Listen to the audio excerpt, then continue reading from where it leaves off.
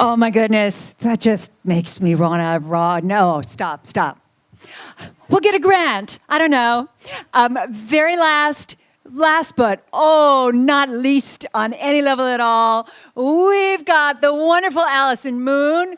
Looks like she's gonna teach us all how to have better sex with girls. Let's do it. Hello. This is from my newest book, Girl Sex 101, emphasis on the 101.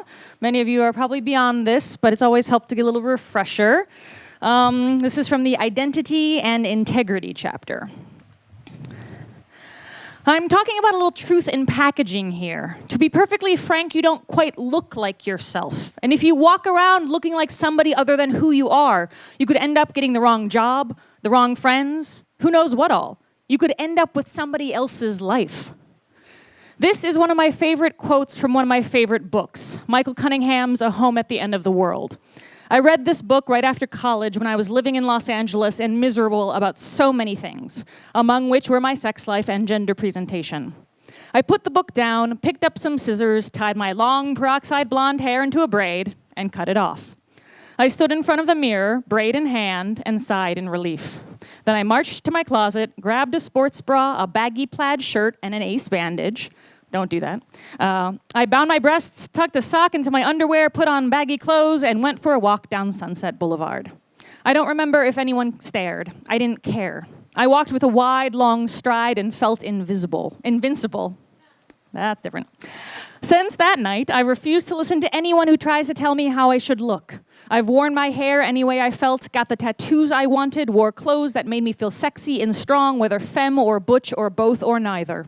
Making those choices changed my life. Some people think these things are shallow. I think they're essential. We present ourselves to the world every day, both in real life and online, and people respond to us based on those presentations. So if you have the wrong haircut, clothes, friends, job, and so on, you may indeed end up living a life you did not choose for yourself.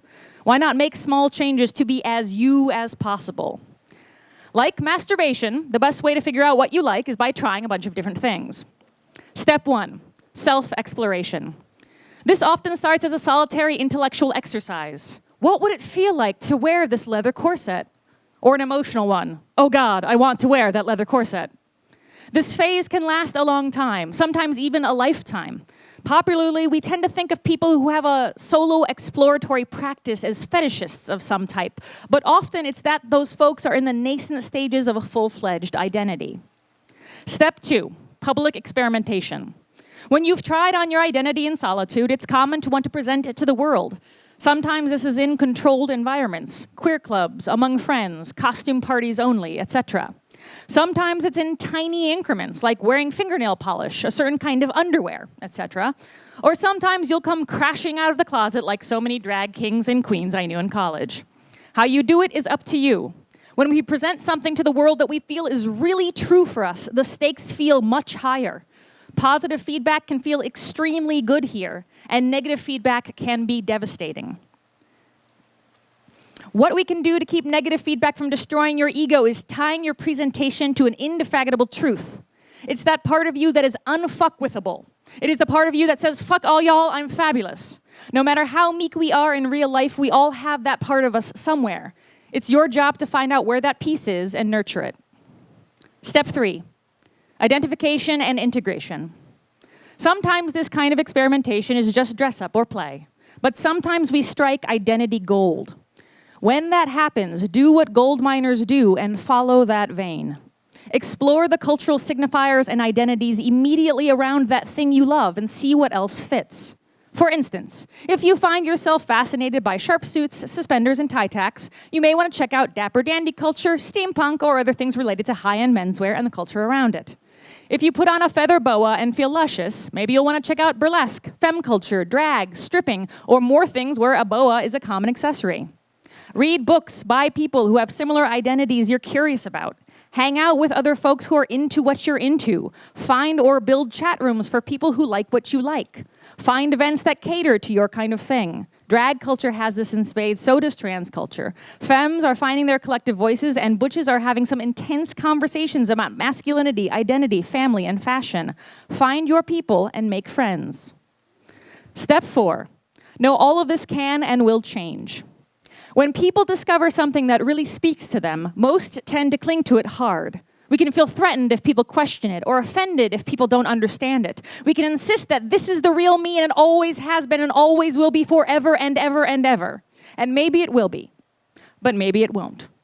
There are people who vacillate from straight to gay and back their whole life without ever considering that they might be bi or pan. Some people, when they realize their transness, will go full tilt to the other end of the gender spectrum without stopping to think, what kind of woman, man, or person do I want to be? The sad fact is, many people treat themselves worse than the world ever will. You have to give yourself permission to keep exploring, even if something new enters your life that feels contradictory to everything else you've been before. That's life, and it's great, if you give yourself permission to believe it's so. And now I'll leave you with another quote from A Home at the End of the World. I was not ladylike, nor was I manly. I was something else altogether. There were so many different ways to be beautiful. Thank you.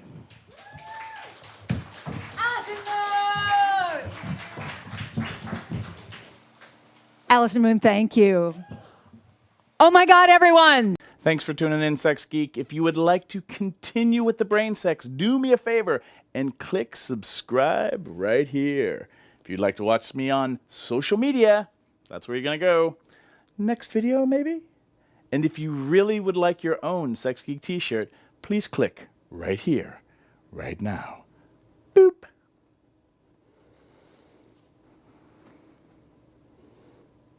No, really, like...